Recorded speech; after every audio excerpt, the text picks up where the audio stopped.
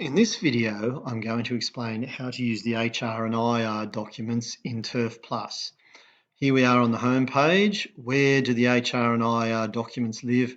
They're down here in applications, which remember is the records, and all our important documents are here in document management. Single click opens it up.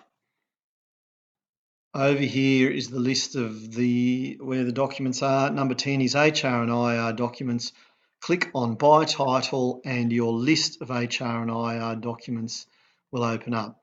I'm not going to go through every single document here, but I'm going to just open a couple and give you some explanations. This one, the recruitment and selection policy, I think is an important document because it actually is designed for employers and it helps you to legally and correctly select employees. I can't select the employees for you, but I can explain to you how you can stay legal and how you can hopefully avoid the biggest traps in selecting the right employee. Okay, so that's some help for the employer.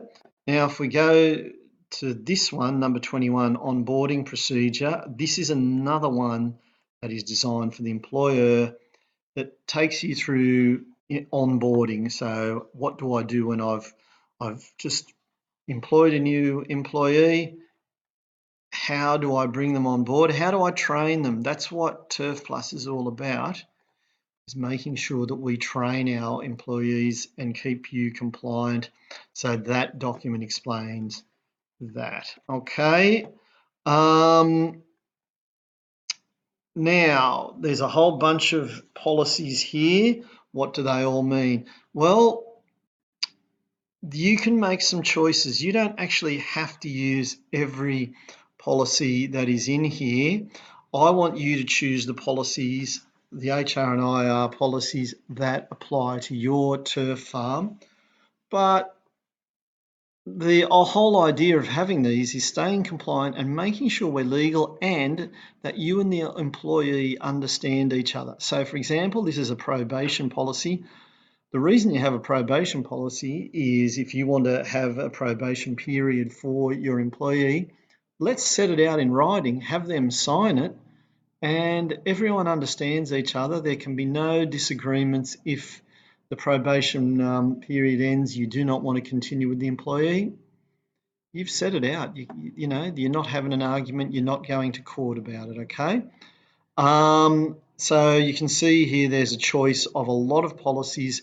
And when, I guess, do you use these policies? The ideal time, as far as I'm concerned, is actually when you're in the period between deciding or offering someone the job and before they start. Why not provide them with all the policies that you want them to agree on at that stage, and by the day they come to start, they've read and signed all the policies. You know, these policies are all legal and we understand each other. So it's all about planning ahead and making sure that we don't end up in trouble. So this is a leave policy. There is a heck of a lot of legislation around leave, and there's actually more than one leave policy. There's a few of the special leave policies there as well. I strongly recommend that you and your employees read and understand that and sign off. It could save a lot of grief later. Okay. Now,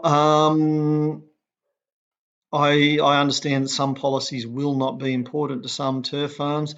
Does everyone want an internet, email and computer use policy? I'm not sure that they do. That's for you to decide. It does mean you need to do a bit of reading to understand all these policies. Is everyone going to have an employment agreement? I say you should, but again, I'm not here to dictate that to you. Can I just explain one thing? If there's something in this policy or this employment agreement that you don't want to use, wages, for example, wages will be paid by EFT. You may not want to do that. Just strike it out and initial it, and the employee can still sign it And if you want to write in the true practice, you can do so. So you can still use these forms even if you want to take out some of the issues within there. Now I'm just going to show you one more thing down here. How do I use Turf Plus? This explains how to use the Turf Plus system, how to use everything in the system, all the documents in the system. So how to use the HR and IR documents.